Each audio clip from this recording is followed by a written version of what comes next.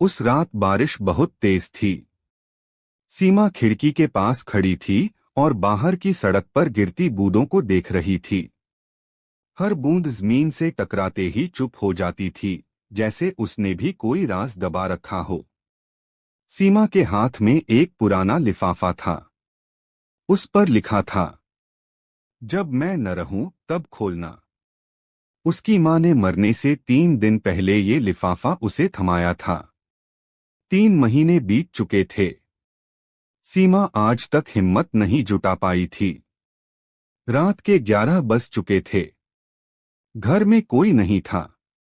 पति office tour पर गए थे, बेटा हॉस्टल में। सीमा ने लिफाफा मेज पर रखा। उसने धीरे से उसे खोला। अंदर एक कागज था, सिर्फ 5 लाइनें।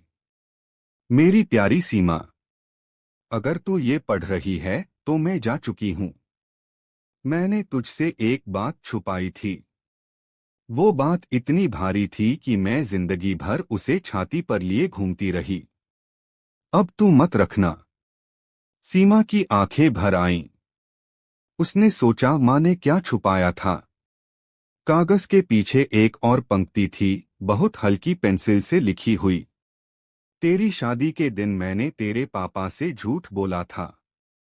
मैंने कहा था कि मुझे कैंसर नहीं है। मैं नहीं चाहती थी कि तेरी विदाई अधूरी रहे। सीमा के हाथ से कागज छूटकर जमीन पर गिर गया। बारिश और तेज हो गई थी। अब हर बूंद सीमा को अपनी मां की चुप्पी का वजन महसूस करा रही थी।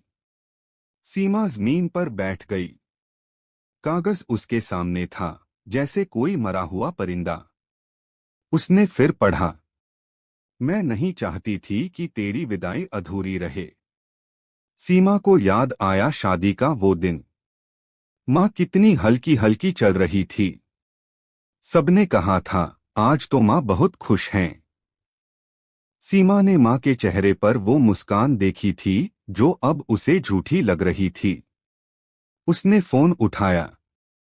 रात के 11:15 बजे उसने अपने पापा को फोन लगाया। पहली घंटी पर ही आवाज आई, हेलो सीमा। पापा की आवाज में अभी भी वही डर था जो 3 महीने पहले था।